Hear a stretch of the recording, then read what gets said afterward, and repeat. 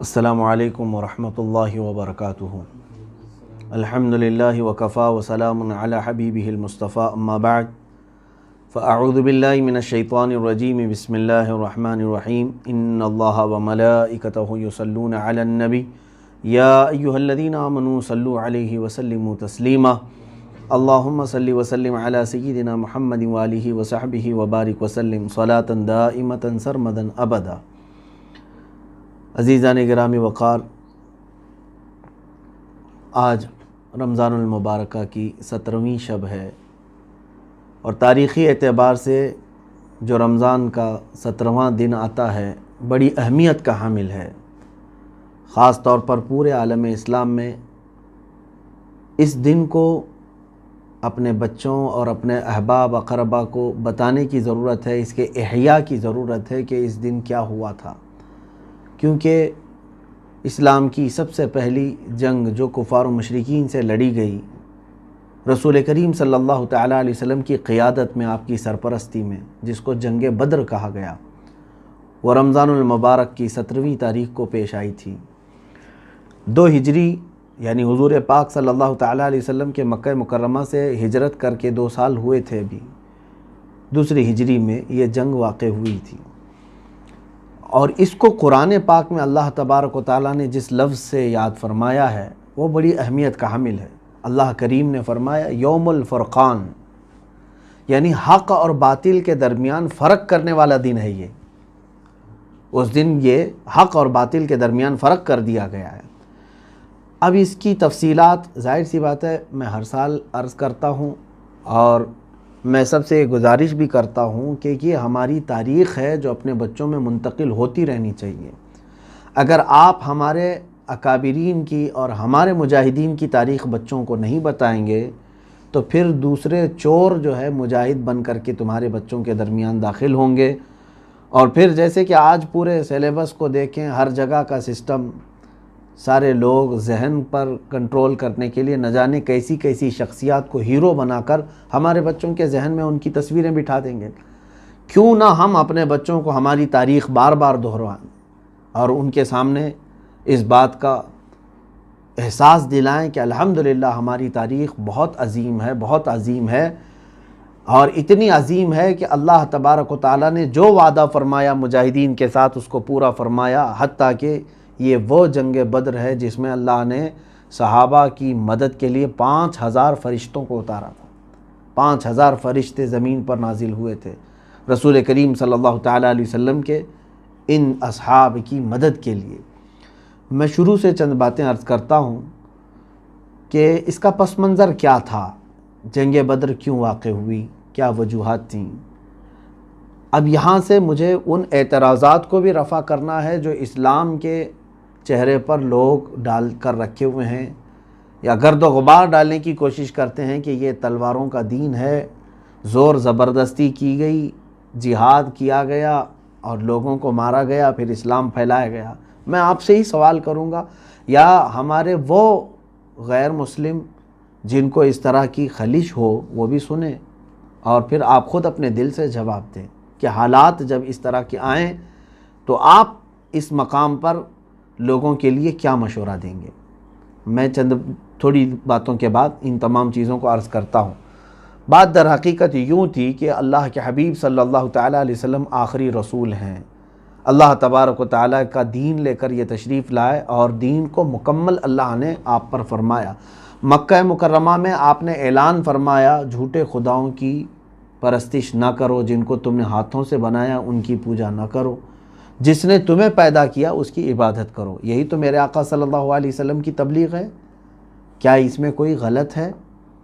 انسان کو اس بات کا یقین دلانا کہ تم جس کے پیچھے لگے ہوئے ہو وہ تمہارا خالق نہیں ہے، تم اس کو پیدا کر رہے ہو، تم اس کو بنا رہے ہو، تم اس کو دیکھ رہے ہو، تو پھر اس کے پاس عبادتیں کیسے کرتے ہو؟ جس نے تمہیں بنایا ہے، جس نے تمہیں اس کائنات میں بسایا ہے، اس کی عبادت کرو۔ تو اللہ تبارک و تعالیٰ کی طرف بلانا رسول کریم صلی اللہ علیہ وسلم کا یہی تو مشن تھا۔ اب مکہ مکرمہ میں مشرکین جو تھے، یعنی جو شرک کرتے تھے، یعنی ایک اللہ کو نہیں ماننا چاہتے تھے، ہزار ان کو تبلیغ دعوت دینے کے بعد بھی، تو تو یہ جتنے دشمنی میں تھے وہ رسول پاک صلی اللہ تعالیٰ علیہ وسلم اور آپ کے جو ایمان لائے ہوئے ساتھی تھے ان کے خلاف کھڑے ہونا شروع ہو گئے۔ روزانہ کوئی نہ کوئی گھٹنا ہوتی تھی، کہیں کسی صحابی کو پکڑا، سارے لوگوں نے مل کے مارا، کیونکہ غریب تھے صحابہ۔ 13 سال تک یہ مصیبتیں برداشت کیا میرے آقا صلی اللہ علیہ وسلم نے مکہ مکرمہ میں، لیکن مجھے آپ بتا نہیں سکتے ان 13 سالوں میں کبھی بھی رسول کریم صلی اللہ علیہ وسلم نے اپنے ان اصحاب کو لے کر کے جنگ کا اعلان کیا ہو، 13 سال تک نہیں کیا۔ تو یہ مکی دور جو تھا وہ برداشت کرنے کا دور تھا، تحمل کا دور تھا۔ رسول کریم صلی اللہ تعالیٰ علیہ وسلم کے ساتھ کیا نہیں کیا ان لوگوں نے، مکہ والوں نے؟ سوشل بائیکاٹ کیا اور آپ کے اصحاب کو آپ کے سامنے مارا، قید کیا، شہید بھی کیا۔ حضرت عمار بن یاسر، حضرت سیدہ سمیہ رضی اللہ تعالیٰ عنہ، یہ وہ لوگ ہیں جو مکہ میں ہی شہید ہو چکے تھے ابتدائی اسلام میں، جن کو مکہ کے کفار نے بنا کسی جرم کے مار دیا تھا۔ اب یہ تمام ظلم و ستم ہوئے، اللہ کا حکم ہوا، میرے آقا صلی اللہ علیہ وسلم نے کیا فرمایا؟ مکہ سے ہجرت فرما کر مدینے تشریف لے آئے، مائیگریٹ کیا۔ یہ مائیگریشن اسلام میں ایک بہت اہم رول ادا کرتی ہے۔ حضور اکرم صلی اللہ تعالیٰ علیہ وسلم نے اپنے اصحاب کو حکم دیا کہ تم جہاں کہیں ہو مدینہ ہجرت کر کے آ جاؤ۔ مدینہ طیبہ چونکہ مکہ کی طرح نہیں تھا، وہاں کے لوگ نرم دل کے تھے، نرم طبیعت کے تھے، انہوں نے رسول کریم صلی اللہ علیہ وسلم کا استقبال کیا۔ اب مدینہ طیبہ میں حضور صلی اللہ علیہ وسلم کو تبلیغ اسلام میں کوئی دقت نہیں تھی، علل اعلان آپ اسلام کی دعوت دے رہے تھے، اور وہاں حضور پاک صلی اللہ علیہ وسلم کے پہنچنے سے پہلے ہی 70 سے زیادہ لوگ اسلام لا چکے تھے۔ کہاں پہ؟ مدینہ طیبہ۔ اب امن و امان کا ماحول قائم ہوا۔ رسول کریم صلی اللہ علیہ وسلم نے مدینہ طیبہ میں جاتے ہی مسجد بھی بنائی اور صحابہ اکرام کو بسایا، عقد مواخات قائم کیا، یعنی بھائی چارگی قائم کی انصار اور مہاجرین کے درمیان۔ یہ سب حالات تو مکہ والوں کو پہنچ ہی رہے تھے۔ اب وہ جل بھن گئے کہ ہمارے آنکھوں کے سامنے سے یہ صحیح سلامت نکل گئے، ہم ان کو مار نہیں سکے، اور مدینے میں جا کر کے یہ بس گئے ہیں اور کھلم کھلا ساری چیزیں کر رہے ہیں۔ تو یہاں پر مکہ والوں کی یہ جو جلن تھی، جو حسد تھی، ان کو کچھ نہ کچھ کرائم کرنے پر ابھار رہی تھی، اور ایسا نہیں کہ انہوں نے کچھ نہیں کیا۔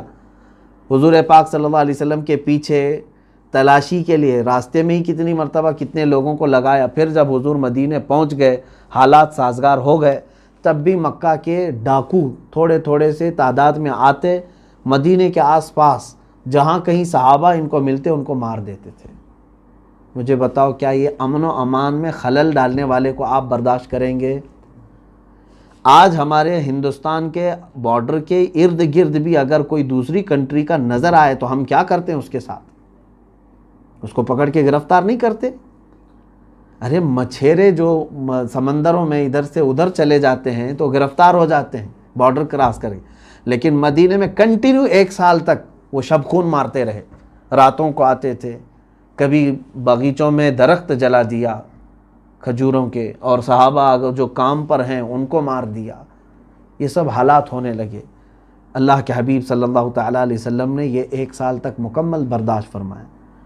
پھر ہوا یہ کہ حضرت سعد بن معاذ رضی اللہ تعالیٰ عنہ جو انصار صحابہ کے سردار تھے، یہ مدینہ طیبہ سے مکہ عمرہ کے لیے گئے ہوئے تھے، طواف کر رہے تھے۔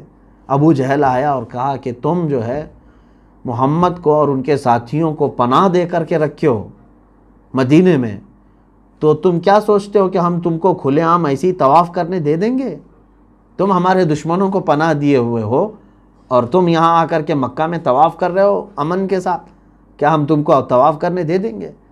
حضرت سعد بن معاذ نے اس کی دکھتی رگ ایک پکڑ لی تھی۔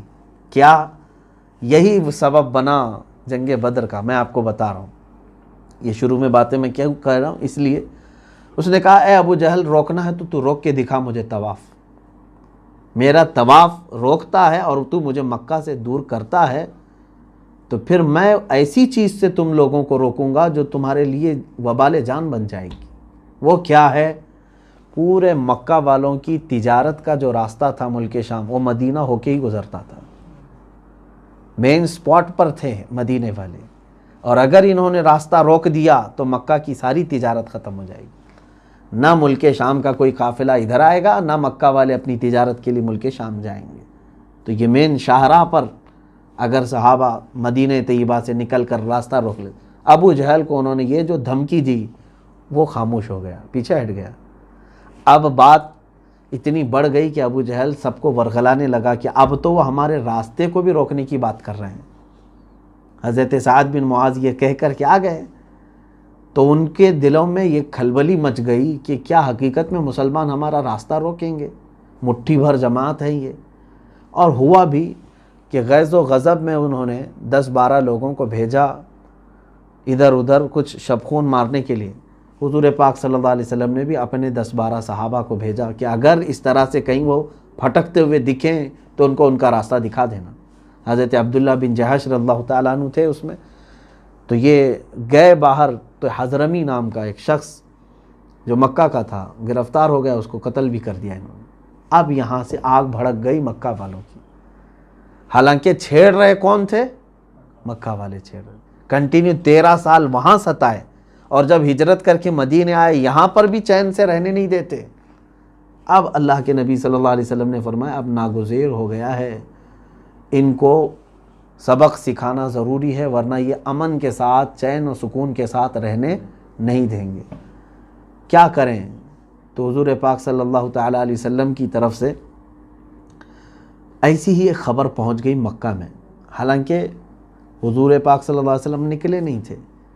ابو سفیان جو ہے اس زمانے میں کافروں کے سردار، اور ان کو قافلے کا سردار بنا کر کے ملک شام تجارت کے لیے مکہ والوں نے بھیجا اور کہا حضرمی کا ہم انتقام لے کر کے رہیں گے جو محمد کے ساتھیوں نے قتل کیا، لہٰذا پورے مکہ والے اپنے سامان تجارت جو کچھ بھی ہے سب لگا دو، اتنا نفع کما کر کے آؤں گا ملک شام سے کہ اس نفع سے ہم جنگ لڑیں گے، بہت بھاری بھرکم جنگ، اتنی کہ وہ ہمیشہ لوگ یاد رکھیں گے۔ پورے مکہ والوں میں جوش آیا، سارا مال لا کر کے لگا دیے، اور وہ سارا مال لے کر کے قافلہ کہاں چلا؟ ملک شام۔ اور افواہ پھیل گئی مکہ میں، ابو سفیان تجارت بھی کر چکا اور ساری نفع بھی کما چکا، واپس آنے کے وقت خامخواہ جو ہے ایک بات پہنچی کہ محمد صلی اللہ علیہ وسلم اپنے ساتھیوں کو لے کر کے مکہ والوں کے اس قافلے پر حملہ کرنے کے لیے نکلے ہیں۔ تو ابو جہل نے سارے لوگوں کو ورغلایا کہ اگر ایسی بات ہے تو پھر ہمیں اپنا مال تجارت بچانا ضروری ہے۔ ابو سفیان کو بھی خبر ہو گئی تھی ملک شام سے جو نکلا تھا کہ محمد صلی اللہ علیہ وسلم اور ان کے ساتھی میرے قافلے کی طاق میں بیٹھے، گھات لگا کر حملہ کر سکتے ہیں۔ اس نے قاصد بھی بھیجا تھا مکہ والوں کے کہ اپنا مال تجارت بچانے کے لیے سب لوگ نکل کے آؤ، پوری جنگ کی تیاری کے ساتھ۔ وہ لوگ 1000 کی تعداد میں وہاں سے نکلے۔ مکہ میں کوئی باقی نہیں تھا، ابو لہب صرف رہ گیا تھا، باقی سارے جتنے سرداران قریش ہیں سب کے سب نکلے تھے۔ اب نکل کر کے وہ سارے لوگ آئے، ابھی زیادہ دور مکہ سے نہیں نکلے تھے کہ ابو سفیان نے وہ مدینے کا راستہ چینج کر کے ساحلی راستوں سے اپنے قافلے کو گزارا اور مکہ تک پہنچ گیا۔ قافلہ صحیح سلامت پہنچ گیا، نہ مال لٹا، نہ حملہ ہوا، کچھ بھی نہیں ہوا، کچھ نہیں ہوا۔ ابو سفیان نے کہا ہم مال تجارت کو بچانے کے لیے نکل رہے تھے مکہ سے، اب ضرورت نہیں ہے، چلو واپس جاؤ۔ لیکن ابو جہل نے کیا کہا؟ نہیں، ہم چلیں گے بدر تک۔ بدر اس وقت ایک جگہ کا نام ہے، وہاں بدر نام کا ایک کنواں تھا یا کئی کنویں تھے، وہاں پر سالانہ میلہ لگتا تھا اور یہ لوگ گاتے بجاتے کھاتے تھے، سب مستی کرتے عیش کرتے، 2-3 دن پھر چلے جاتے تھے۔ اکثر آس پاس کے سب بدر میں جمع ہوتے۔ ابو جہل نے کہا ہم بدر تک جائیں گے، ناچیں گے، گائیں گے، خوب عیش کریں گے، اور محمد اور ان کے ساتھیوں کو ان کی یہ جرأت کیسی ہوئی اس کا مزہ چکا کر کے آئیں گے کہ ہمارے قافلے کو روکنے کا سوچا کیسے۔ وہ لوگ نکلے تو میرے آقا صلی اللہ علیہ وسلم کو خبر ہو گئی۔ اللہ کے حبیب صلی اللہ علیہ وسلم نے اپنے صحابہ سے فرمایا کہ چلو ان کے مدینے آنے سے پہلے ان کو روکا جائے، اگر وہ یہاں تک پہنچے تو مدینے کی خرابی ہوگی کہ گھروں پر حملے ہوں گے، عورتیں بچے یہ تکلیف میں آئیں گے، نکلو۔ تو صحابہ اکرام رضوان اللہ تعالیٰ علیہ مجمعین میں اس وقت جتنے تھے سب کو حضور نے ساتھ لے لیا۔ اب یہ جو قافلہ نکلا رمضان المبارک کی اس مقدس مہینے میں نکلا، 313 اس میں تھے۔ روایات الگ سے اگرچہ مختلف ہیں، بعض روایات میں 315، 319، 363 تک کی بھی تعداد آئی ہے، الگ الگ کتابوں میں، لیکن صحیح روایت میں جو اکثر روایات میں ملتا ہے وہ 313، اور دوسری جو کچھ روایت میں جو 15 کی بات کہی ہے وہ یہ ہے کہ رسول کریم صلی اللہ علیہ وسلم اور ایک لاسٹ میں آنے والے صحابی تھے، ان کو ملا کر کے 15 کی تعداد بتائی گئی، 315۔ خیر، یہ لوگ نکلے، ان کے پاس سامان جنگ بھی نہیں تھا، چند کے پاس تلواریں تھیں، باقی کے پاس نہیں۔ اکثر اب آپ اندازہ کریں 313 لوگوں میں کتنوں کے پاس گھوڑے تھے؟ صرف 2 گھوڑے ہیں، صرف 2 گھوڑے ہیں۔ ہاں، تقریباً 70 کے قریب اونٹ تھے جن پر سامان لدا ہوا تھا اور قافلہ چل رہا ہے، تلواریں سب کے پاس نہیں ہیں، 2 گھوڑوں پر پورا قافلہ نکلا ہے۔ اور اس میں میرے آقا صلی اللہ تعالیٰ علیہ وسلم کے ساتھ نکلے ہوئے صحابہ میں تقریباً 5 یا 6 بچے بھی تھے، ان کو جنگ کرنے کی اجازت بھی نہیں تھی لیکن وہ شریک تھے۔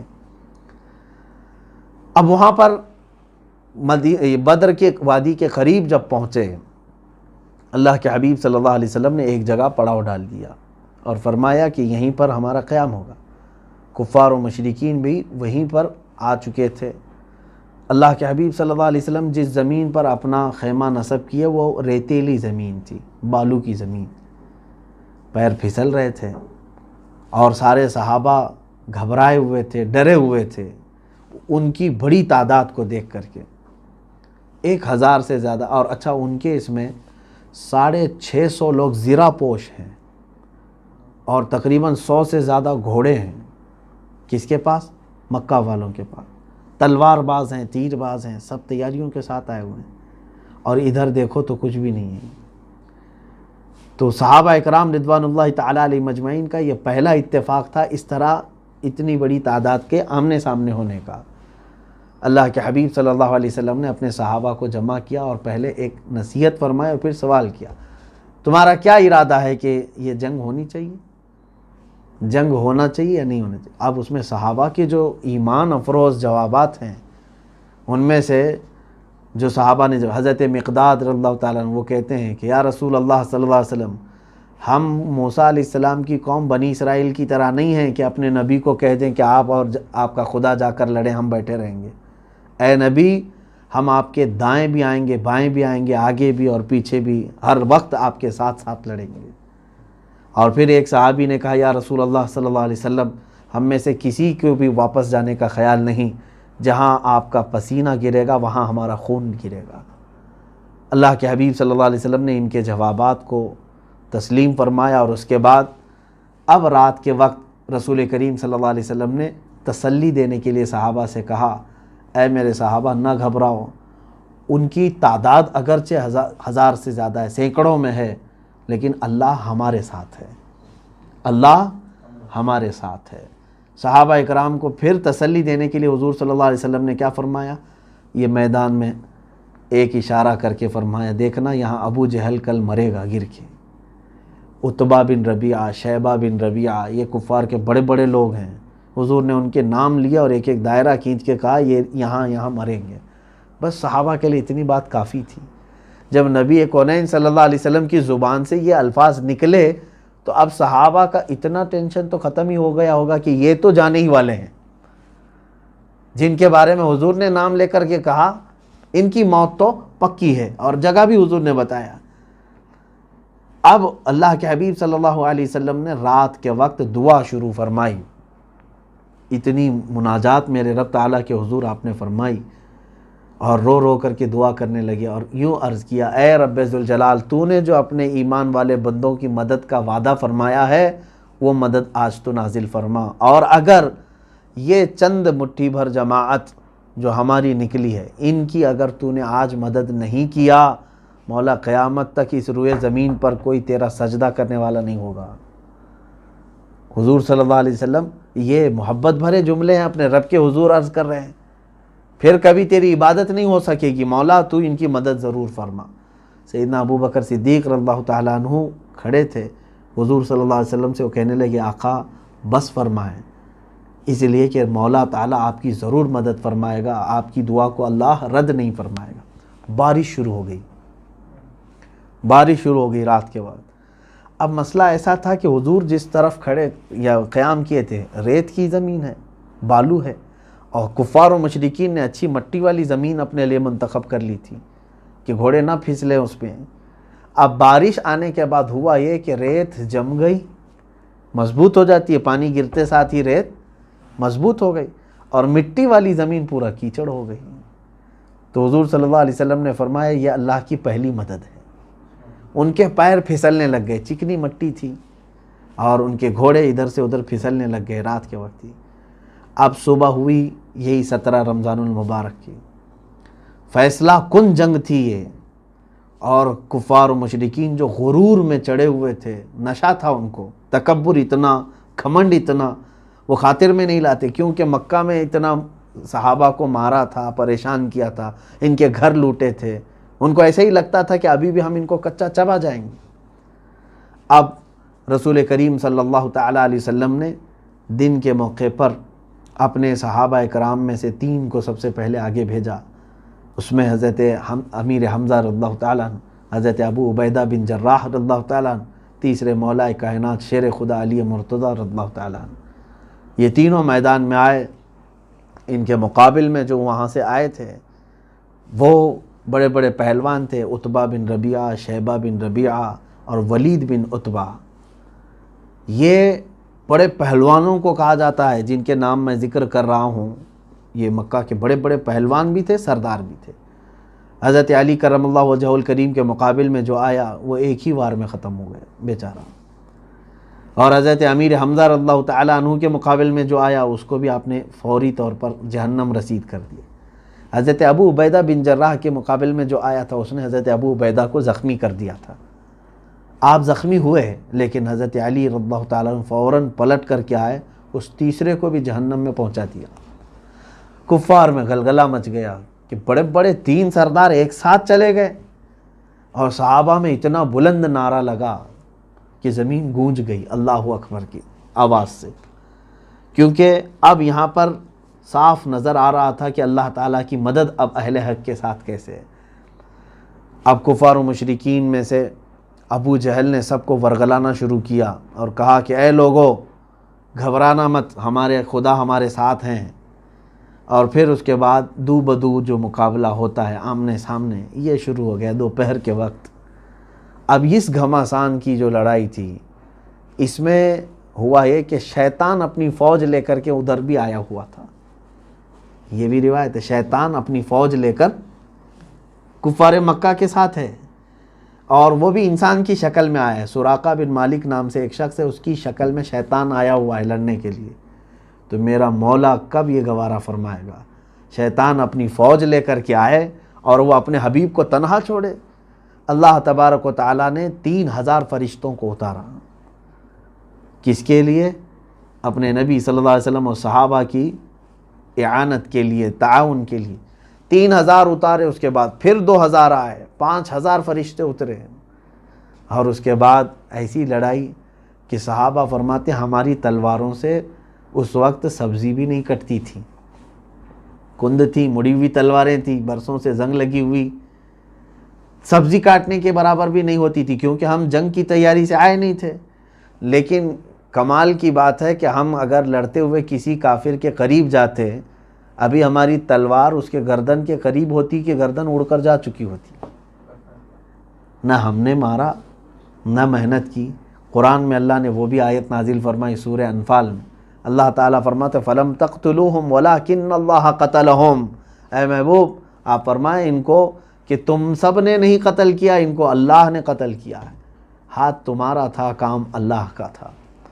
اب جو کفار مکہ لڑنے کے لیے بدر میں آئے تھے، ان میں سے جو بعد میں ایمان لائے، انہوں نے کہا بدر کے میدان میں جب ہم لڑ رہے تھے عجیب و غریب لوگوں کو ہم نے دیکھا جن کو ہم نے نہ مدینے میں کبھی دیکھا تھا نہ مکہ میں کبھی دیکھا تھا، اور ان کی ہیبت ایسی تھی کہ جب وہ سامنے آتے تو ہماری تمام چیزیں ختم ہو جاتی، طاقت و قوت۔ اچھا اس سے پہلے ایک اور کام، اللہ کے حبیب صلی اللہ تعالیٰ علیہ وسلم نے ابو جہل جب پکارنا شروع کیا، جوش دلانے لگا، حضور نے مٹی کی کچھ کنکریاں اٹھائیں اور کفار مکہ کی طرف یوں کہہ کے پھینک دیا شاہت الوجوہ، تمہارے سب چہرے برباد ہو جائیں۔ اتنا تھا کہ روایت میں ہے کہ وہ کنکری تقریباً ہر کافر کی ناک تک گئی، اور اس کے بعد ان کے اندر پوری طاقت ہی ختم ہو چکی تھی، قوت دفاع بھی نہیں تھا، ڈیفنس کی قوت تک نہیں تھی۔ کس سے تم لوہا منوانے کی کوشش کر رہے ہو؟ کس سے؟ وہ کائنات کے سب سے طاقتور رسول محترم صلی اللہ تعالیٰ علیہ وسلم سے۔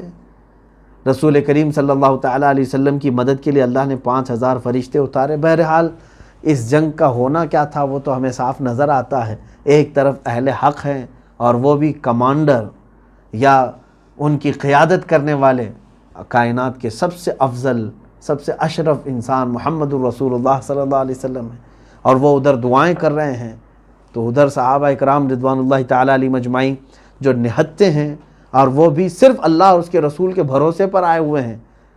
کئی صحابہ ایسے ہیں جن کے پیروں میں چپل بھی نہیں ہے، نالین بھی نہیں ہے، اور وہ کیسا ان کا جذبہ تھا، دھوپ میں، گرمیوں میں، بدر کے موقع پر وہ لڑ رہے تھے۔ حضرت عکاشہ رضی اللہ تعالیٰ عنہ ایک صحابی وہ فرماتے ہیں میرے پاس کچھ بھی نہیں تھا، تلوار بھی نہیں تھی، کچھ نہیں۔ اللہ کے حبیب صلی اللہ علیہ وسلم کے پاس آیا اور کہنے لگا کہ یا رسول اللہ صلی اللہ علیہ وسلم، کیا میں خالی کھڑا رہوں؟ میرے بھائی دیگر مجاہدین لڑ رہے ہیں۔ حضور اکرم صلی اللہ علیہ وسلم نے فرمایا دیکھو تم بھی کوئی لکڑی اٹھا لاؤ، جنگ لکڑیوں سے نہیں لڑی جاتی۔ وہ کہتے ہیں کہ مجھے قریب میں ایک پڑی ہوئی لکڑی ملی، وہ لا کر کے میں نے حضور کے پاس پیش کیا، اللہ کے حبیب صلی اللہ علیہ وسلم نے اس پر اپنا ہاتھ پھیرا۔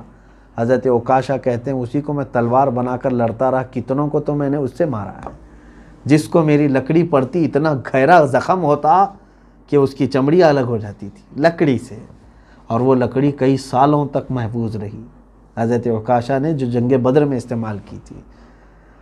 عزیزان گرامی، یہ جنگ بدر میں جو حالات ہوئے، اس کے بعد کفار مکہ کی ایسی درگت بنی کہ وہ ہیبت کی وجہ سے میدان چھوڑ کر بھاگنے پر مجبور ہو گئے۔ سارا ساز و سامان سب میدان میں چھوڑا اور بھاگے۔ اس میں ابو جہل قتل ہو گیا تھا، امیہ بن خلف قتل ہو چکا تھا، امیہ بن حرب یہ قتل ہو چکا تھا، عتبہ شیبہ یہ قتل ہو چکے تھے، یہ سارے قتل ہو گئے تھے جنگ بدر میں۔ جو بڑے بڑے وہاں کے میٹنگ کرنے والے سردار تھے، یہ حرم پاک میں میٹنگ کرنے والوں کی جو ایک ٹیم تھی، وہ پوری ٹیم ایک ساتھ چلی گئی، یعنی غیبت کٹے والے پورے چلے گئے۔ رسول کریم صلی اللہ تعالیٰ علیہ وسلم نے شام کے وقت شکرانہ ادا کیا اللہ رب العزت کی بارگاہ میں، دیکھا 70 ان کے مارے گئے تھے۔ کتنے؟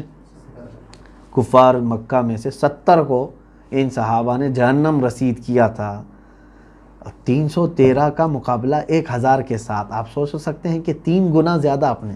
یہی ایمانی قوت ہے، ایمانی طاقت یہی ہے کہ تم خوف نہ کرو، اللہ کے بھروسے چلو، اور اللہ تعالیٰ تمہارا رعب ان کے دلوں میں ڈالے گا۔ انہوں نے 1000 کے ساتھ مقابلہ کیا اور 70 کو پہنچا دیا جہنم میں، اور 70 قیدی بن گئے۔ 140 اور پورا ساز و سامان ان کا سب میدان میں بکھرا ہوا، وہ مال غنیمت ہے، صحابہ کے لیے آیا، اور باقی سب جان بچا کر بھاگنے پر مجبور ہو گئے، چلے گئے۔ 70 کو گرفتار کیا گیا، 70 تو جہنم رسید ہو چکے تھے۔ اللہ کے حبیب صلی اللہ تعالیٰ علیہ وسلم نے ساری لاشوں کو جمع کیا، جس کی مل سکی ان کو سب ایک گڑھے میں ڈال دیا، اور اس کے بعد حضور نے ایک خطبہ دیا ان کے سامنے، اور کہا کہ اے لوگو، کیا میں تمہارے پاس رسول بن کر کے نہیں آیا تھا؟ کیا میں نے جو باتیں کہی تھی وہ سچ ثابت نہیں ہوئی؟ کیا تم اب نہیں دیکھ رہے ہو کہ حق کیا تھا؟ صحابہ اکرام نے دیکھا کہ حضور کس سے بات کر رہے ہیں۔ رسول کریم صلی اللہ تعالیٰ علیہ وسلم سے صحابہ نے پوچھا آقا یہ جو بدر کے مشرکین جو مارے گئے آپ ان سے خطاب کر رہے ہیں؟ کہا ہاں۔ کہا سن رہے ہیں وہ؟ حضور پاک صلی اللہ علیہ وسلم نے فرمایا ہاں، تم سے جو زندہ ہیں ان سے زیادہ وہ سنتے ہیں، ان کو سب سنائی دے رہا ہے۔ حتیٰ کہ حضور کی دوسری ایک حدیث میں ہے، میرے آقا صلی اللہ علیہ وسلم نے فرمایا مردہ چلنے والے کے چپل کی آواز تک سنتا ہے۔ تم چپل کی آوازیں نہیں سنو گے، لیکن اس کو چپل کے چلنے کی چرچراہٹ کی آواز بھی آتی ہے۔ اب یہاں اندازہ کریں، ایک بات تو مجھے یہ کہنی ہے کہ مشرکین بدر جو بدر میں آئے ہوئے تھے، قتل ہو گئے، ان کو جب رسول کریم صلی اللہ علیہ وسلم خطاب کر رہے ہیں اور یہ فرما رہے ہیں وہ سن سکتے ہیں، پھر یہاں تو لوگ اولیاء کرام کے سننے پر اعتراض کر رہے ہیں۔ کیا اولیاء کرام قبروں میں نہیں سنتے؟ میرے عزیزو، اگر وہ نہیں سنتے اور مومنین نہیں سنتے تو کبھی ہم کو یہ نہیں کہا جاتا تھا کہ جب بھی قبرستان جاؤ تو یوں کہو السلام علیکم یا اہل القبور. ہم کو یہ سکھایا گیا نا, اے قبروں والو تم پر سلامتی ہو. ارے جو سنی نہیں رہا ہے اس کو اے کہہ کر کے پکاریں گے ہم؟ وہ سن رہے ہیں اور جواب بھی دیتے ہیں. یہ اور بات ہے کہ وہ برزخ میں ہیں, ان کی آواز ہم تک نہیں آتی. بہرحال اب مسلمانوں کا اس میں کیا نقصان تھا؟ بس یہ ہے کہ 14 صحابہ اکرام شہید ہوئے تھے. 70 کے مقابل میں 14 کی تعداد بہت کم ہے. 14 صحابہ اکرام رضوان اللہ علیہم اجمعین جام شہادت نوش فرمائے, جس میں سے 13 تو وہیں پر انتقال فرما گئے تھے میدان میں. 14ویں حضرت ابو عبیدہ بن حارث رضی اللہ تعالیٰ عنہ راستے میں جن کا انتقال ہوا, جہاں آج بیر روحا ہے اور بعض کہتے ہیں بیر شفا, وہاں پر حضرت عبیدہ بن حارث رضی اللہ تعالیٰ عنہ زخمی حالت میں آئے تھے, واپسی کے وقت ان کا انتقال ہوا, وہ وہاں پر دفن ہوئے. 14 صحابہ اکرام اس میں جاں بحق ہوئے تھے. اللہ کے حبیب صلی اللہ تعالیٰ علیہ وسلم نے اس جنگ کو, جنگ بدر کو, قرآن پاک کی روشنی میں جو فرمایا وہ یوم الفرقان ہے. حق اور باطل میں اس دن فرق ہو گیا کہ حق کی اللہ کیسے مدد فرماتا ہے. اس میں جذبہ جہاد دیکھنے کے قابل ہے میرے عزیزوں کئی لوگوں کے. آپ سوچ سکتے ہیں جن کے پاس کچھ نہیں, ان کی کمائی کے ذریعے اس وقت تک ابھی نہیں بنے تھے. یہ جو گئے تھے اس میں سے تقریباً 60 مہاجر تھے, باقی سب انصار صحابہ تھے. 313 میں 60 مہاجرین اور باقی سمجھ لیں 253 کے قریب انصار صحابہ جو مدینے کے ہیں. انصار صحابہ کا کیا گیا تھا کہ مطلب وہ اس پورے بدر میں شریک ہوئے تھے؟ وہ تو مکہ والوں کے خلاف جو ہجرت کر کے آئے تھے ان کا حق تھا نا. لیکن انصار صحابہ نے یہ کہا کہ جو ہمارے مہاجرین صحابہ کے ساتھ ان لوگوں نے برا سلوک کیا, ہم اپنے بھائیوں کا انتقام ضرور لیں گے ان سے.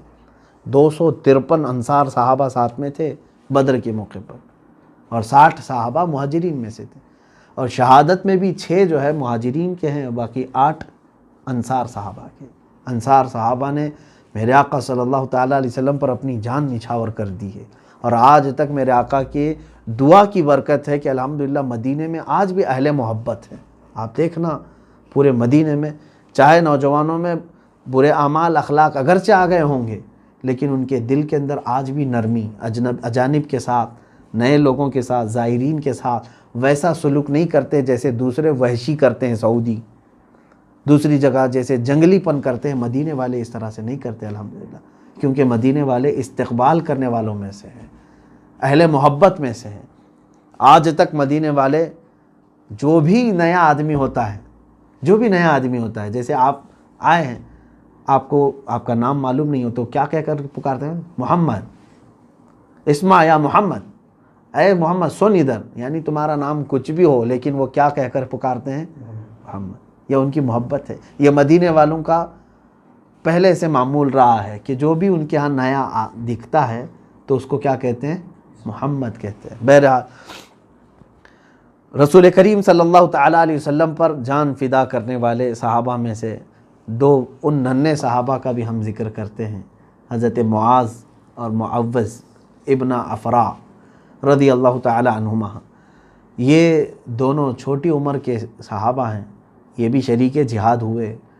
پہلے تو حضور اکرم صلی اللہ علیہ وسلم نے کسی بھی بچے کو جنگ میں شرکت کی اجازت نہیں دی تھی, بچوں کے لیے نہیں تھا, لیکن وہ حضور اکرم صلی اللہ علیہ وسلم سے اصرار کرتے رہے کہ ہمیں اجازت دیں, کیونکہ جذبہ ایمانی ایسا تھا کہ حضور صلی اللہ تعالیٰ علیہ وسلم نے انہیں اجازت تو دے دیا. جانے کا طریقہ بھی انہوں نے ایسے اپنایا تھا. اللہ کے حبیب صلی اللہ علیہ وسلم نے فرمایا بچوں تمہارے لیے جہاد فرض نہیں. وہ رونے لگے تو حضور نے کہا ٹھیک ہے صفوں میں کھڑے ہو جاؤ, اگر تمہارا کندھا صحابہ کے کندھوں کے برابر لگ گیا تو تمہیں اجازت ہوگی. یہ چھوٹی عمر کے ہیں صحابہ, اونچے قد کے تھے, کہاں سے کندھا لگتا. یہ دونوں بچے دور سے پتھر اٹھا کر کے لائے اور پتھر پر چڑھ کر کے اپنی انگلیاں یعنی ایڑیاں اٹھا دی, پنجوں کے بل کھڑے ہو گئے. اب ان کا کندھا صحابہ کے کندھے کے قریب ہو گیا, لگ گیا. میرے آقا صلی اللہ علیہ وسلم سے یہ عمل تو پوشیدہ نہیں تھا, آپ دیکھ رہے تھے. اللہ کے نبی صلی اللہ علیہ وسلم نے ان کی اس جذبے کو دیکھا تو اجازت مرحمت فرمائی. شانے سے شانہ ملا, جانے کا بہانہ ملا. وہ دونوں صحابہ چھوٹی عمر کے ہیں، لیکن جیسے ہی میدان میں پہنچتے ہیں، اب سنیے، جب گھماسان کی جنگ چل رہی ہے، حضرت عبد الرحمن ابن عوف رضی اللہ تعالیٰ عنہ فرماتے ہیں یہ 2 بچے میرے پاس آئے، انہوں نے پوچھا چچا جان ابو جہل کس گستاخ کا نام ہے؟ انہوں نے دیکھا تک نہیں تھا اس وقت۔ کہا بیٹا تم کیا کرو گے اس کا؟ کہنے لگے سنا ہے میرے مصطفیٰ کریم صلی اللہ علیہ وسلم کی شان میں وہ گالیاں دیتا ہے، کیا کرو گے؟ کہا اس کو جہنم رسید کریں گے، جہاں اس کا ٹھکانہ ہے ہم اس کو وہاں پہنچائیں گے۔ حضرت عبد الرحمن بن عوف کہتے ہیں کہ بچوں کا جذبہ دیکھا، میں نے کہا بیٹا وہ سردار قریش ہے، وہ بہت سارے لوگوں کے ارد گرد ہوگا، وہ بڑا پہلوان ہے۔ ابھی یہ بات چیت چل رہی تھی، ابو جہل سامنے ہی سے گھوڑے کے اوپر گزر رہا تھا، گھوڑے پہ بیٹھے گزر رہا تھا۔ حضرت عبد الرحمن ابن عوف رضی اللہ تعالیٰ عنہ فرماتے ہیں میں نے بچوں کو دکھا کر کہا یہ جو جا رہا ہے یہ بدماش یہی ہے ابو جہل۔ یہ بچوں نے جیسے ہی سنا چیل کی طرح جھپٹ کر کے اس کی طرف چلے گئے۔ ابو جہل کو یہ وہم و گمان بھی نہیں تھا کہ کوئی بچے میرے قریب آ سکتے ہیں۔ یہ دونوں چھوٹے بچوں نے گھوڑے کی ٹانگ پر تلوار ایسی ماری کہ وہ نیچے زمین پر گر گیا۔ اچانک جیسے ہی وہ گرا دونوں چڑھ کر کے اس کے سینے پر بیٹھ گئے، اتنی تیزی سے کہ اس کو جکڑ لیا، اس کو ہاتھ پیر ہلانے کی تک قوت نہیں تھی۔ ان 2 بچوں کے گرفت میں وہ مجبوراً پھنس گیا ایسے، اور اس وقت وہ ہائے ہائے کرنے لگا جب انہوں نے گردن پر اس کے تلوار رکھ دی۔ ان بچوں نے گردن پر تلوار رکھ دی تو کہنے لگا ہائے ہائے مجھے مرنے کا غم نہیں کیونکہ میں عرب ہوں اور عرب موت سے ڈرتے نہیں۔ اس نے شعر کہا تھا آخر میں، لیکن غم صرف اس بات کا ہے کہ مجھ جیسا پہلوان نہیں مار رہا ہے مجھ کو، ایک چھوٹا بچہ مجھے مار رہا ہے۔ میرے عزیزو یہی قدرت خداوندی ہے، مولا تعالی ہمیشہ بڑی بڑی طاقتوں کو بہت چھوٹی طاقت سے ہلاک کرتا ہے۔ نمرود اگر مچھر سے مر گیا، فرعون پانی سے ہلاک ہو گیا، شداد ٹھوکر سے اگر مر گیا، قارون زمین میں دھس کر چلا گیا، تو اسی طرح ابو جہل کو بھی کسی چھوٹی ہی چیز سے ہلاک ہونا تھا۔ لیکن صحابہ اکرام چھوٹے صرف عمر میں تھے، باقی مقام میں کوئی ان کے اندر چھوٹا پن نہیں تھا۔ ان دونوں بچوں نے ابو جہل کے گردن کو الگ کر دیا۔ اب مکہ کے یہ جتنے مشرکین تھے ان میں ایک بہت بڑا یہ مسئلہ پھیل گیا کہ ابو جہل سردار قریش مارا گیا اور وہ بھی بچوں نے مارا ہے۔ بھگدڑ مچ گئی، سب ایک دوسرے پر ٹوٹ پڑے کہ پکڑو ان بچوں کو پہلے۔ یہ بچے تو وہاں سے صحیح سلامت نکل کے آ ہی گئے تھے، لیکن اس میں سے حضرت معاذ رضی اللہ تعالیٰ عنہ جو بڑے صاحبزادے ہیں، ان کے مونڈھے پر کسی کافر نے تلوار چلا دی، یعنی ہاتھ پر، جس کی وجہ سے ان کا ہاتھ کٹ گیا، اور ہاتھ کٹا ایسے کہ بغل کی چمڑی سے لٹک رہا تھا، پوری طور پر کٹا نہیں، سیدھا ہاتھ جب ان کا کٹا، اس وقت بھی اس بچے نے ہمت نہیں ہاری، یہاں ہم ٹھوکر پر بیٹھ جائیں گے۔ وہ ہاتھ کٹ گیا ہے اور چمڑی سے لٹکا ہوا ہے بغل کی، دوسرے ہاتھ میں تلوار اٹھائی اور للکارنا شروع کیا، اے ظالمو، اے گستاخو، اب بھی میرے اندر دم باقی ہے۔ اور پھر اسی طرح سے للکارتے ہوئے سامنے آتے تھے۔ صحابہ فرماتے ہیں کہ ہم نے ان بچوں کو دیکھا، حضرت معاذ رضی اللہ تعالیٰ عنہ نے اپنا ہاتھ پیر میں نیچے رکھ کر کے دبایا اور کھینچ کے نکال دیا جو چمڑی سے لٹکا ہوا تھا۔ کیوں؟ وہ کہہ رہے ہیں کہ بار بار یہ ہاتھ لٹک لٹک کر کے سامنے آ جاتا تھا، اب جب یہ اس کا جوڑ ختم ہو گیا ہے تو لٹک کر کے ہاتھ چمڑی سے باہر نکل کے آ جاتا، ادھر سامنے آتا تھا۔ تو معاذ نے کہا مجھے اس ہاتھ کی ضرورت نہیں جو اللہ کی رضا حاصل کرنے میں خلل اندازی کر رہا ہو، نکال کر پھینک دیا۔ یہ اور بات ہے کہ یہ دونوں بچوں کی شہادت ہوئی ہے اس میدان میں، دونوں بچے اس میدان میں شہید ہوئے۔ بدر کے سب سے خوش نصیب صحابہ، حضور صلی اللہ علیہ وسلم کے سارے صحابہ میں افضل صحابہ خلفائے راشدین ہیں۔ خلفائے راشدین کے بعد یعنی عشرہ مبشرہ کے بعد سب سے افضل صحابہ وہ ہیں جو بدر میں شریک ہوئے تھے، اور بدر میں بھی وہ لوگ جو جام شہادت نوش کیے ہیں وہ 14 ہیں صرف، جس میں سے حضرت معاذ اور معوذ یہ دونوں ہیں۔ اے میرے عزیزو، یہ بچے کس گھر کی پروان چڑھے ہوئے تھے، یہ بچے کون سے گھر میں پلے ہوئے تھے؟ کیا پورے معاشرے میں ڈھونڈ کر کے ایک نوجوان ایسا نکالو گے؟ آج تو پوری دنیا میرے آقا صلی اللہ تعالیٰ علیہ وسلم کو گالیاں دینا اور گندے کارٹون بنانا اور میرے آقا صلی اللہ علیہ وسلم کی شان میں توہین کرنا ایک پورا کھیل بنا رکھی ہے۔ پورا انٹرنیٹ بھرا رہتا ہے گالیوں سے۔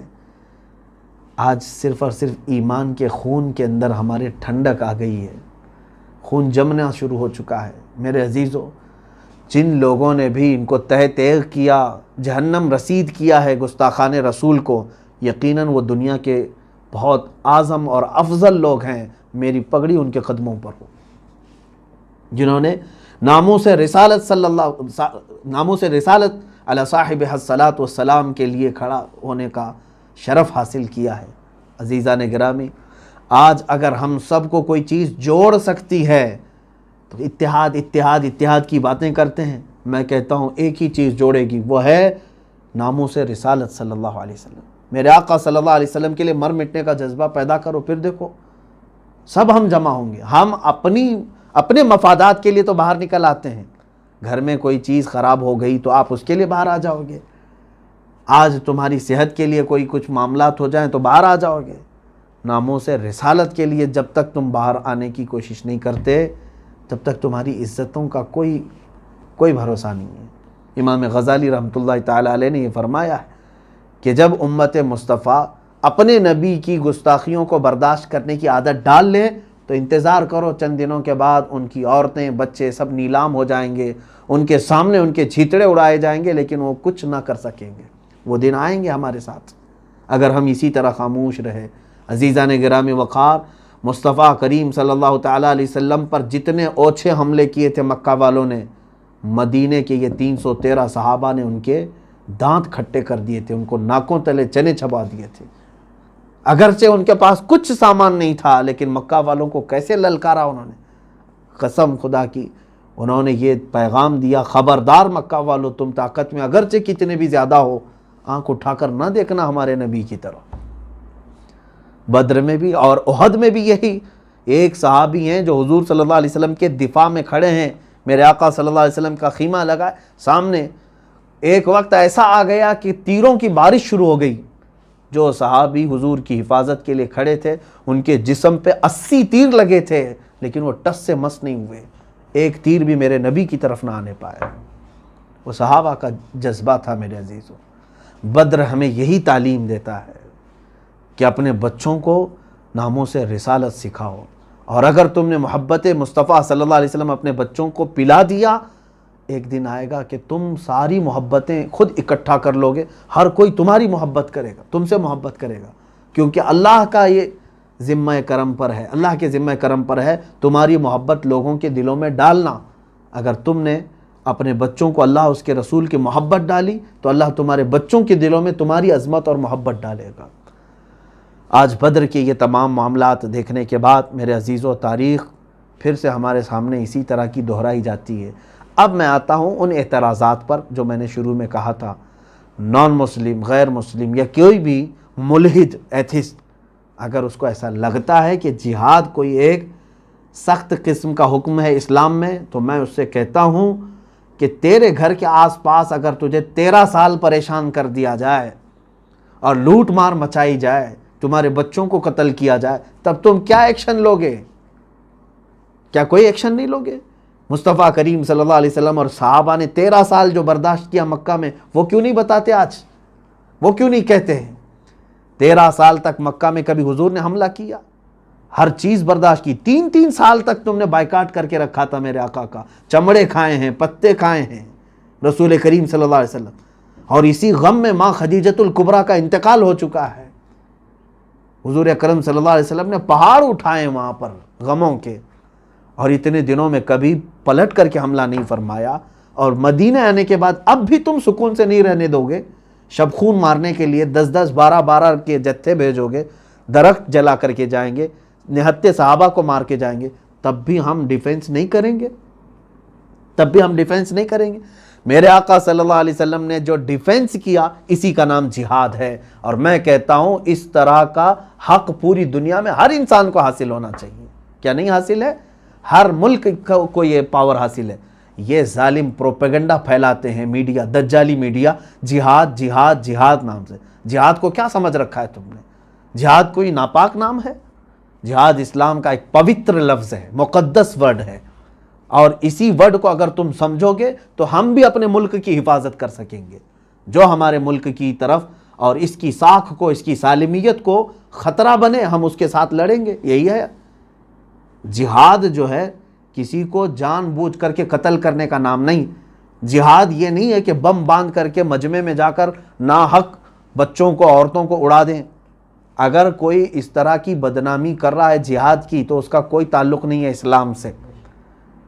میں نہیں مانتا کہ ایسا کوئی جہاد ہوتا ہے کہ بم باندھ کر کے پبلک ایریے میں آ کر کے کوئی اڑا دیا، اس کا نام جہاد ہے. جہاد یہ نہیں ہے. جہاد ہمیں جو اس کی تعلیمات ہیں، میں دعوت دینا چاہتا ہوں ان لوگوں کو کہ پہلے پڑھو اسلام کو پھر بولو. صرف میڈیا میں بیٹھ کر کے بھونکنے کا مطلب ایجوکیشن نہیں کہتے اس کو. اور اکثر تو جاہل لوگوں کو لا کر کے اینکر بنایا گیا، بیٹھایا گیا، ان کو پتہ ہی نہیں ہے ہوتا کیا ہے. اسلام، قرآن، میرے آقا صلی اللہ علیہ وسلم کی سیرت تم کیا جانو.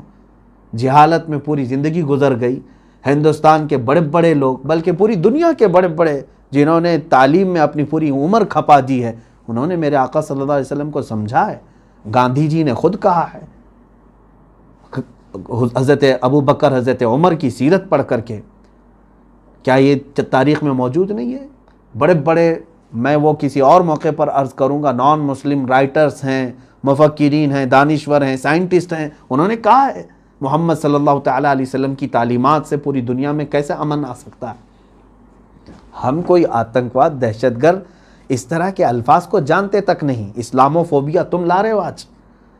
ٹھیک ہے، پروپیگنڈا یہی آج چل رہا ہے جو مکہ والوں نے حسد میں کیا تھا. میرے آقا صلی اللہ علیہ وسلم کو جادوگر کہا تھا، شاعر کہا تھا، ساحر کہا تھا، مجنوں کہا تھا، معاذ اللہ رب العالمین. وہی چیزیں تو آج یہ بھی کر رہے ہیں نا، پھیلا رہے ہیں.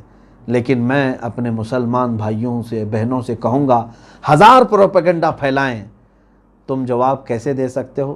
انہی اخلاق رسول کے ذریعے سے. میرے آقا نے کیسے جواب دیا تھا؟ اپنے وہ پیارے اخلاق سے جو ہر ایک کا دل موہ لیتے ہیں. آج ضرورت اس بات کی ہے، نوجوان، بچے، عورتیں میرے آقا صلی اللہ علیہ وسلم کے اخلاق کی طرف آئیں. دنیا کو آج بتانے کی ضرورت ہے کہ میرے نبی کون تھے. اللہ کے حبیب صلی اللہ علیہ وسلم کا دل کتنا شفیق تھا، کتنا رفیق تھا، کتنے نرم تھے. وہ آج بتانے کی ضرورت ہے. وہ آپ اپنے اخلاق سے بتا سکتے ہیں. آج آپ اپنے اخلاق کے ذریعے سے پوری دنیا کو اس پورے پروپیگنڈے کے خلاف کھڑے ہو کر کے اظہار کر سکتے ہیں. اللہ رب العزت ہم سب کو ان تمام واہیات اور خرافات اور ان کے پھیلائے ہوئے پروپیگنڈوں سے محفوظ فرمائے. میں آخر میں جنگ بدر کے ان اصحاب کے متعلق ضرور عرض کروں گا کہ جو لوگ شریک جہاد ہوئے تھے، 313 صحابہ، ان کے ناموں کے متعلق جو روایات ہمیں ملی ہیں بزرگان دین کی، انہوں نے فرمایا کہ کئی مشائخ نے فرمایا کہ یہ اصحاب بدر کے ناموں میں اللہ تعالیٰ نے اتنی تاثیر رکھی ہے کہ اگر مریض پڑھ کر کے دم کریں تو اللہ انہیں شفا عطا فرمائے. حاجت مند جب کبھی ان اسماء کی تلاوت کریں تو اللہ تعالیٰ ان کی حاجت پوری فرماتا ہے. وہ یقیناً کیوں نہیں تاثیر ہوگی اصحاب بدر کی. میں نے ابھی کل ہی کی تفسیر میں کہا، اصحاب کہف جو 7 لوگ تھے اور ان کے زمانے میں کوئی نبی بھی نہیں تھے، وہ کسی نبی کے ساتھی بھی نہیں، خود نبی بھی نہیں، کسی نبی کے صحابی بھی نہیں، پھر بھی ان کے ناموں میں اتنی برکت ہے اصحاب کہف کی کہ اگر کسی مکان پر آویزاں کر دیں تو وہ مکان چوری سے محفوظ ہوگا. جہاز میں اگر ہو پانی کے تو وہ جہاز غرق ہونے سے محفوظ ہو جائے. تو پھر جو محمد عربی صلی اللہ تعالیٰ علیہ وسلم کے صحابی ہیں اور وہ بھی جان نچھاور کرنے والے صحابی اصحاب بدر، کیا ان کے ناموں میں تاثیر نہیں ہوگی، برکت نہیں ہوگی؟ بہت بڑی برکت ہے. اور ہمارا معمول ہے الحمدللہ ہم ان اصحاب بدر کے ناموں کی تلاوت بھی کرتے ہیں، ان کے توسل سے اللہ کی بارگاہ میں دعا بھی کرتے ہیں. اور الحمدللہ یہ میرا خود کا تجربہ بھی ہے، بارہا جن اہم مقامات پر ان کے توسل سے دعا کیا گیا اللہ تعالیٰ نے قبول بھی فرمایا. میری ایک بات نہیں کہہ رہا ہوں، بڑے بڑے مشائخ ہیں. شیخ دارامی ایک بڑے بزرگ ہیں، وہ فرماتے ہیں کہ جس وقت اصحاب بدر کے ناموں کی تلاوت ہوتی ہے تم دل میں جو بھی اللہ تعالیٰ سے جائز تمنا رکھو، مولا ضرور اسے پوری فرمائے گا. اور اصحاب بدر اب بھی اپنی قبروں میں زندہ ہیں. کیونکہ قرآن میں ان کے متعلق فرمایا گیا ہے ان کو مردہ نہ کہو۔ اور بزرگوں نے یہ فرمایا ہے کہ بسا اوقات یہ دیکھا گیا ہے کہ وہ بنفس نفیس مدد کے لیے تشریف لائے ہیں۔ ایک صاحب ہے وہ کہتے ہیں، یہی حکایات میں موجود ہے کہ وہ تجارت کے لیے اپنا قافلہ لے کر سمندر کا سفر تھا، نکلے، لوگوں نے کہا کہ اس راستے مت جانا کہ ڈاکو آتے ہیں، سمندر کے درمیان جب پہنچو گے تو ڈاکو حملہ کرتے ہیں، پورا مال لوٹ لیتے ہیں۔ تو اس شخص نے کہا میں سب پورا لنگر کر چکا ہوں، اٹھا دیا ہوں اور جہاز چلنے کو ہے۔ بہرحال قافلہ تجارت کا لے کر کے وہ چل پڑا، بڑے جہاز میں درمیان میں پہنچتے ہی ڈاکوؤں کی آمد شروع ہو گئی، تلواروں کی آواز، اور جگہ جگہ سے چھوٹی چھوٹی کشتیوں میں آ کر کے لوگ گھیرنے لگے۔ اب یہ بندہ کہتا ہے میں اصحاب بدر کو یاد کرنا شروع کیا اور ان کے ناموں کی تلاوت کرنے لگا۔ اچانک میں نے دیکھا کہ ہماری کشتی تو سائیڈ ہو گئی، کنارے ہو گئی، ہمارا جو جہاز ہے۔ پیچھے سے کچھ سفید لباس میں لوگ آئے اور ان ڈاکوؤں سے مقابلہ کرنا شروع کیا۔ ایسے مقابلہ کیا کہ ان پورے ڈاکوؤں کو قتل کر دیا، پورا خون پانی میں بہہ رہا تھا۔ ان کی کشتیاں بغیر ملاح کے اسی طرح بہنے لگیں، اور یہ صاحب کہتے ہیں جو تاجر ہے، میں صحیح سلامت دوسرے کنارے پہنچا تو جس جگہ میں پہنچا شہر میں بہت سارے لوگ میرے استقبال پہ آئے، پوچھے کہ برسوں بعد کوئی قافلہ صحیح سلامت اس راستے سے یہاں پہنچا ہے، کیسے آئے تم؟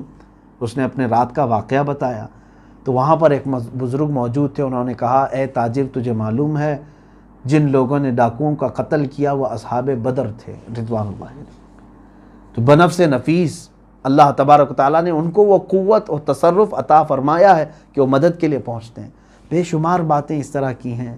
میں بھی یہ آپ سب سے گزارش کروں گا جب بھی اپنے گھروں میں کوئی اہم معاملہ آئے، کوئی سخت بیماری آئے، کوئی حاجت آئے، اصحاب بدر رضوان اللہ تعالیٰ علیہ مجمعین کے نام کو ایک بار پڑھو، ان کے توسل سے اللہ کی بارگاہ میں مدد مانگو، اللہ ضرور مدد فرمائے گا۔ میں انشاءاللہ العزیز ان کے ناموں کی تلاوت کرتا ہوں، آپ حضرات توجہ کے ساتھ سماعت بھی فرمائیں، اور خاص طور پر یہ بھی ہے کہ جب ان کے ناموں کی تلاوت ہو تو آپ رضی اللہ عنہ کہا کریں۔ کیا کہیں گے؟ رضی اللہ عنہ۔ انشاءاللہ العزیز دعا کے موقع پر تمام مومنین مومنات سب کے لیے ہم دعا کرتے ہیں، اللہ تبارک و تعالی ہماری دعاؤں کو استجابت عطا فرمائے۔ اللہم صلی علی سیدنا و مولانا محمد صلی صلاة تنجینا بها من جميع الاحوال والآفات وتقضی لنا بها جميع الحاجات وتطہرنا بها من جميع السیئات وترفعنا بها عندك اعلى الدرجات وتبلغنا بها اقصى الغایات من جميع الخیرات في الحیاة وبعد الممات انك سمیع قریب مجیب الدعوات۔ اللہم انا نتوسل الیک باسمک العظیم وبجاہ نبیک الکریم وولیک العظیم۔ اللہم انا نتوسل الیک باسم سیدنا محمد رسول اللہ صلی اللہ علیہ وسلم وشرف وعظم وکرم، وبسیدنا ابی بکر صدیق رضی اللہ تعالی عنہ، سیدنا عمر بن الخطاب رضی اللہ عنہ، وسیدنا عثمان بن عفان رضی اللہ عنہ، سیدنا علی بن ابی طالب رضی اللہ تعالی عنہ، ابی بن کعب والاخنس السلمی، الارقم بن ابی الارقم، اسعد بن یزید، انس بن معاذ، انیس بن قتادہ، انسا مولا رسول اللہ، اوس بن ثابت، اوس بن خولی، وأوس بن الصامت وإياس بن أوس وإياس بن البكير وبراء بن مغرور، بجير بن أبي بجير، بحاث بن ثعلبة، بسبسة بن عمر، بشر بن البراء، بشير بن سعد، بلال بن رباح، تميم بن يعار، تميم مولى خراش، تميم مولى غنم بن السلم، ثابت بن أقرم، ثابت بن ثعلبة، ثابت بن خالد، ثابت بن عمر، ثابت بن حزال، ثعلبة بن حاطب، ثعلبة بن عمر، وثعلبة بن عنمة، ثقف بن عمر، جابر بن عبد الله، جبر بن عتيق، جبار بن صخر، جبير بن إياس، جابر بن عبد الله بن عمر، حارث بن أنس بن مالك، حارث بن أوس، حارث بن أوس بن معاذ، حارث بن حاطب، الحارث بن خزمة الخزرجي، الحارث بن خزمة الأوسي، الحارث بن أبي خزمة، الحارث بن الصمة، الحارث بن عرفجة، الحارث بن القيس، الحارث بن قيس الخزرجي، الحارث بن النعمان، حارثة بن سراقة، حارثة بن عمير، حارثة بن النعمان، حاتب بن أبي بلتعة، حاتب بن عمر، الحباب بن المنذر، حبيب بن الأسود، حرام بن ملحان، حريث بن زيد، الحسين بن الحارث، حمزة بن عبد المطلب، حمزة بن الحمير، خارجة بن زيد، خالد بن البكير، خالد بن قيس، خباب بن الأرد، خباب مولى عتبة، خبيب بن إساف، خداش بن قتادة، خراش بن الصمة،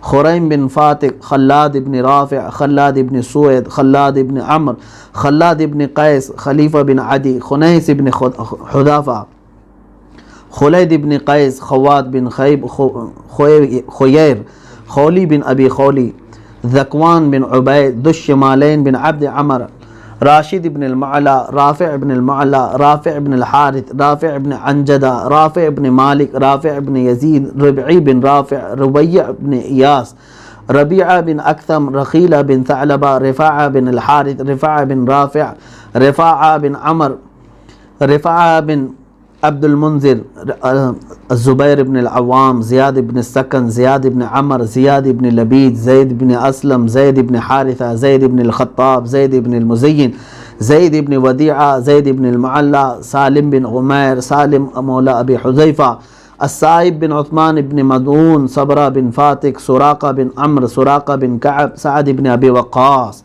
سعد بن خولة، سعد بن خيثمة، سعد بن زيد الأوسي، سعد بن زيد المهاجر، سعد بن الربيع، سعد بن سعد، سعيد بن سهل، سعد بن عبادة، سعد بن عبيد، سعد بن عثمان، سعد بن معاذ، سعد مولى حاتب، سفيان بن بشر، سلمى بن أسلم، سلمى بن ثابت، سلمى بن سلامة، سليد بن قيس، سليم بن الحارث، سليم بن عمرو، سليم بن قيس، سليم بن مليحان، سماك بن سعد، سنان بن صيفي، سنان بن أبي سنان، سهل بن حنيف، سهل بن رافع، سهل بن عتيق، سهل بن قيس، سهل بن وهب، سهيل بن رافع، سواد بن رزن، سواد بن غزية، سويبت بن حرملة، شجاع بن وهب، شريك بن أنس، شماس بن عثمان، صبيح مولى العاصي، صبيح مولى العاصي، صفوان بن وهب، صيفي بن سواد، صهيب بن سنان، ضحاك بن حارثة، ضحاك بن عمرو، ضمرة بن عمرو، طفيل بن الحارث، طفيل بن مالك، طفيل بن نعمان، طلحة بن عبيد الله، طليب بن عمير،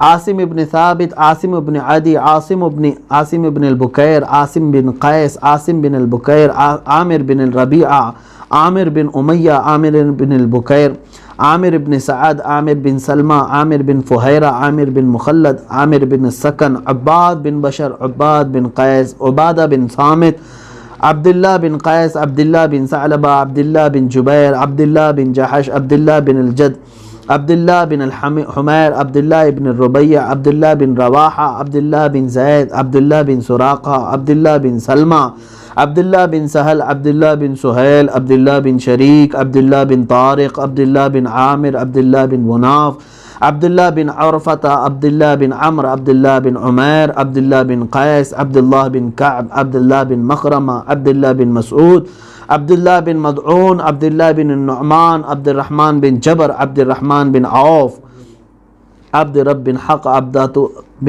بن الحسحاس، عبس بن عامر، عايد بن مامض، عبيد بن أوس، عبيد بن التيهان، عبيد بن زيد، عبيد بن أبي عبيد، عبيدة بن الحارث، عتبان بن مالك، عتبة بن ربيعة، عتبة بن عبد الله، عتبة بن غزوان، عثمان بن عفان، عثمان بن مدعون، العجلان بن النعمان، عدي بن أبي زغباء، عثمان بن الحسين، عسيمة الأشجعي، عتيبة بن نويرة، عقبة بن عامر، عقبة بن عثمان، عقبة بن وهب الأنصاري، عقبة بن وهب المهاجر، عكاشة بن محسن، عمار بن ياسر، عمارة بن حزم، عمارة بن زياد، عمرو بن إياس، عمرو بن الجموح، عمرو بن الحارث المهاجر، عمرو بن الحارث الأنصاري، عمرو بن سراقة، عمرو بن أبي سرح، عمرو بن طلق، عمرو بن قيس، عمرو بن معبد، عمرو بن معاذ، عمرو بن ثعلبة، عمير بن حرام، عمير بن الحمام، عمير بن عامر، عمير بن عوف، عمير بن أبي وقاص، عوف بن أبي الحارث،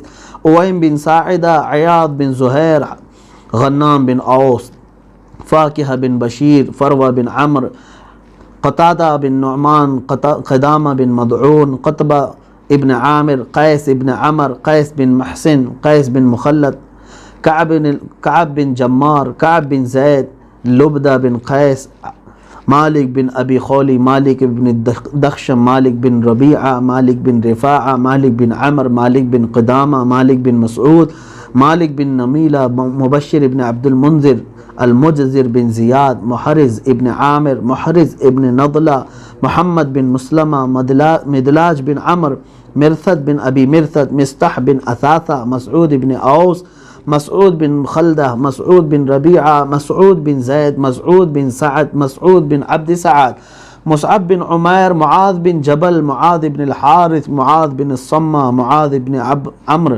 معاذ بن ماعز، معبد بن عباد، معبد بن قیس، معتب بن عبید، معتب بن عوف، معتب بن قشیر، معقل بن المنذر، معمر بن الحارث، معن بن عدی، معن بن یزید، معوذ بن الحارث، معوذ بن عمرو، المقداد بن الاسود، ملیل بن وبرہ، المنذر بن عمرو، المنذر بن قدامہ، المنذر بن محمد، مہجع بن صالح، نصر بن الحارث، النعمان بن الاعرج، نعمان بن سنان، نعمان بن عمرو، نعمان بن عبد عمر، نعمان بن خرمہ، نعمان بن عصر، نعمان بن مالک، نعیمان بن عمر، نوفل بن عبید اللہ، ہانی بن نیار، حبیل بن وبرہ، ہلال بن المعلی، واقد بن عبداللہ، ورقہ بن ایاس، ودیعہ بن عمرو، وہب بن سعد، وہب بن ابی سرح، یزید بن الاخنس، یزید بن الحارث، یزید بن حرام، یزید بن رقیش، یزید بن السکن، یزید بن المنذر، ابو ایوب، ابو الاسوار، ابو حبہ بن ثابت، ابو حنہ بن مالک، ابو حبیب بن زید، ابو حذیفہ بن عتبہ، ابو حسن الانصاری، ابو خارجہ، ابو خلاد، ابو خزیمہ، ابو داود، ابو دجانہ، ابو صبرہ، ابو سلیت، ابو سلمہ، ابو سنان، ابو شیخ بن ابی ثابت، ابو سرمۃ، ابو ضیاح، ابو طلحہ، ابو عبیدہ بن الجراح، ابو عقیل، ابو قتادہ، ابو کبشہ، ابو لبانہ، ابو مخشہ، ابو مرثد، ابو مسعود البدری، ابو ملیل، ابو الحائثم، ابو الیسر، اللہم باسماء ہؤلاء البدریین رضوان اللہ علیہم اجمعین تمم مقاصد دیننا و دنیانا و اخرانا یا اکرم الاکرمین اللہم احسن عاقبتنا یا رب العالمین اللہم استر عوراتنا بسترک الجمیل اللہم استر عوراتنا بسترک الجمیل اللہم استر عوراتنا بسترک الجمیل اللہم اغفر لنا ولاخواننا ولجميع من تعلق بنا يا رب العالمين ربنا اغفر لنا ولإخواننا الذين سبقونا بالإيمان ولا تجعل في قلوبنا غلا للذين آمنوا ربنا إنك رؤوف رحيم إلهي أنت الذي تعلم السر والإعلان وما في القلوب إلهي أنت الذي قلت لا تقنطوا من رحمة الله إن الله يغفر الذنوب جميعا وأنت بقولك صادق لست بمكذوب نجنا نجنا نجنا يا الله من الغم والكرب العظيم وأنت غياث كل مكروب ومصروف ومظلوم وأنت على كل شيء قدير يا رب العالمين يا أكرم الأكرمين يا أحسن الخالقين لا تدع لنا من هذا المقام المستجاب والوقت المستجاب ذنبا إلا غفرته ولا دينا إلا قضيته ولا غما إلا فرجته ولا سحرا إلا أبطلته ولا مريضا إلا شفيته ولا غائبا إلا رددته ولا مسافرا إلا أحضرته ولا حاجة في الدين والدنيا إلا قضيتها يا رب العالمين اللهم ارزقنا توبة قبل الموت وراحة عند الموت ومغفرة بعد الموت يا سامع كل صوت هون علينا سكرات الموت الہ العالمین ستار العیوب غفار الذنوب قدیر و جبار خدا اصحاب بدر رضوان اللہ تعالیٰ علیہ مجمعین کے ناموں کی جو ہم نے تلاوت کی مولا جو کچھ بھی غلطیاں کوتاہیاں کمیاں و بیشیاں ہوئی ہوں اپنے فضل و کرم سے معاف فرما تیرے دربار میں مولا تیرے حبیب پاک صلی اللہ علیہ وسلم اور ان کے جانثار اصحاب بدر کی اس توسل سے مولا تیرے دربار میں ہاتھ پھیلایا ہوں کریم خدا ہم سب کے ہاتھوں کی لاج رکھ لے اے رب ذوالجلال ہم سب کو تمام تر عافیت نصیب فرما خلاق العالمین ہم سب کو گناہوں کے مرض سے شفا عطا فرما ہر طرح کے ظالموں کے ظلم سے ہماری حفاظت فرما حاسدین کے حسد سے بچا شرین اور فتینوں کے فتنے و فساد سے محفوظ فرما بد نظری سے اور بد نگاہی سے ہماری حفاظت فرما اے اللہ ہم سب کو نظر بد سے بچا اے خلاق العالمین اصحاب بدر کا صدقہ مولا ہمارے گھروں میں ہمارے اہل خانہ، ہمارے رشتہ دار، ہمارے احبہ اقربا، دوست و احباب سب کو مولا ذلت والی بیماریوں سے محفوظ فرما، کینسر اور ایڈز جیسی مہلک بیماریوں سے مولا ہم سب کی حفاظت فرما، عزت کے ساتھ زندگی عطا فرما، عزت کے ساتھ ایمان پہ خاتمہ عطا فرما۔ اے کریم خدا ارحم الراحمین، یقیناً ہم گناہوں میں ڈوبے ہوئے ہیں مولا، خطا کار ہیں، اسیاں شعار ہیں، سیاہ کار ہیں، خار ہیں، بدکار ہیں، ڈوبے ہوئے ذلت میں ہیں، کچھ بھی ہیں لیکن تیرے محبوب کی امت میں ہیں۔ اے رب ذوالجلال، تجھے تیرے نبی کا واسطہ، اصحاب بدر کا واسطہ، ہم سب کے سینوں کو علم دین کے لیے کشادہ فرما، قرآن کے لیے کشادہ فرما۔ اے الہ العالمین، ہم سب پر آنے والی زمینی آسمانی بلاؤں سے ہماری حفاظت فرما، ہمارے آس پڑوس اور پورے اہل اسلام کو مولا آفات ارضیہ، آفات سماویہ سے محفوظ فرما۔ ہمارے گھروں میں مولا غیب سے تو حلال روزیاں عطا فرما، برکتوں کا نزول فرما، بے برکتی سے اور حرام روزیوں سے ہمارے گھروں کی حفاظت فرما۔ جو پریشان حال ہیں ان کی پریشانیوں کو دور کر دے، جو بے اولاد ہیں انہیں صالح اولاد عطا فرما۔ اے رب قدیر احسن الخالقین، جو قرض میں ڈوبے ہوئے ہیں ان کے قرضوں میں آسانیاں عطا فرما۔ الہ العالمین، اے رب ذوالجلال، جو بے جوڑ ہیں انہیں نیک و صالح رشتے عطا فرما۔ اے احسن الخالقین مولا الہ العالمین، تجھے فضل کرتے نہیں لگتی بات، نہ ہو مایوس تجھ سے امیدوار۔ ہم سب تیرے دربار میں التجا کرتے ہیں، آج 17ویں رمضان المبارک کی شب ہے مولا، اصحاب بدر کا واسطہ، آج کی وہ تاریخ میں جب تیرے حبیب پاک صلی اللہ علیہ وسلم کے ساتھ یہ جانثار صحابہ تیری رضا کے لیے نکل پڑے تھے مولا، ان محبتوں کا ایک قطرہ ہمیں نصیب فرما۔ اے مولا، ہمیں عشق رسول عطا فرما، ہماری آنکھوں کو بے حیائی سے بچا لے، ہمیں محبت رسول میں جینے مرنے کی توفیق دے دے مولا، ہمارا خاتمہ بھی تیرے حبیب کی محبتوں میں ہو۔ اے رب ذوالجلال، اخیر میں اتنی التجا ہے، دنیا ہم نے بہت دیکھی ہے مولا، ان آنکھوں کے ہمیشہ بند ہونے سے پہلے ایک بار ان آنکھوں کو تیرے حبیب پاک صلی اللہ علیہ وسلم کے چہرے جہاں آرا کی زیارت نصیب فرما، ان کے جمال جہاں آرا کی زیارت نصیب فرما مولا۔ اخیر میں مولا ہم سب کی تمام تر کوتاہیوں سے اگر تو ناراض ہے تو ہم سب کو معاف کر دے، پورے مولا دنیا میں امن و امان عطا فرما۔ اے رب ذوالجلال، یہ کرونا وائرس کی جو وبا کے نام سے ہمیں ڈرایا گیا پھیلی ہوئی وبا ہے مولا، یہ تمام خوف سے، ڈر سے، اس وبا سے، بلا سے ہم سب کی حفاظت فرما۔ اے رب ذوالجلال، ہم چاہے مر جائیں، کچھ بھی ہو جائے مولا، تیری مسجدوں کے دروازے کشادہ فرما دے، حرمین طیبین کو تو پھر سے کھول دے مولا۔ اے رب ذوالجلال، ہم کوتاہیوں کا اعتراف کرتے ہیں، گناہوں کا اعتراف کرتے ہیں، الہ العالمین تو ہمارے اوپر تیرے گھروں کو بند نہ فرما مولا، ہماری یہ پیشانی رکھنے کے لیے اور گڑ گڑانے کے لیے ہمیں دوسرا کوئی گھر نہیں ہے مولا، جہاں ہمارے دلوں کو قرار آتا ہے، جہاں ہمارے دلوں کو سکون آتا ہے، وہ تیرے گھر مسجدیں ہیں مولا، وہ سب بند ہیں۔ اے رب ذوالجلال، دنیا کی کوئی چیز کھلے نہ کھلے مولا، تیرے گھر تو ہمارے لیے کھول دے، غیب سے انتظامات فرما دے، برا چاہنے والے اور برے منصوبے بنانے والوں کو مولا تو نیست و نابود فرما دے، ان کے تمام تر برے منصوبوں کو خاک میں ملا دے، دنیا میں ہر آفت سے بچانا مولا، عقبہ میں نہ کچھ رنج دکھانا مولا، بیٹھیں جو در پاک پیمبر کے حضور، ایمان پہ اس وقت اٹھانا مولا۔ ان اللہ و ملائکتہ یصلون علی النبی یا ایھا الذین آمنوا صلوا علیہ وسلموا تسلیما، اللہم صلی وسلم علی سیدنا محمد وآلہ واصحابہ وبارک وسلم، دعواہم فیہا سبحانک اللہم وتحیتہم فیہا سلام، وآخر دعواہم ان الحمدللہ رب العالمین۔ جب دم واپسی ہو یا اللہ، جب دم واپسی ہو یا اللہ، لب پہ جاری ہو بس لا الہ الا اللہ محمد الرسول اللہ صلی اللہ علیہ وسلم۔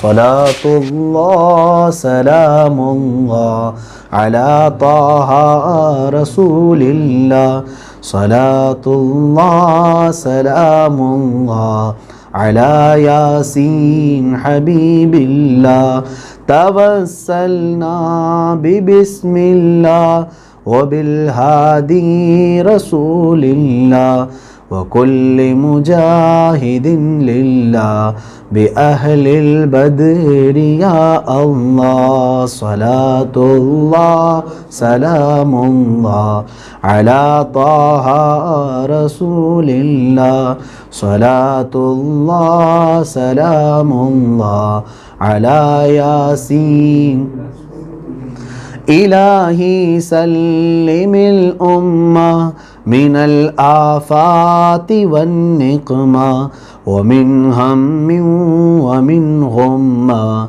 بأهل البدر يا الله صلاة الله سلام الله على طه رسول الله صلاة الله سلام الله على ياسين حبيب الله صلى الله تعالى على خير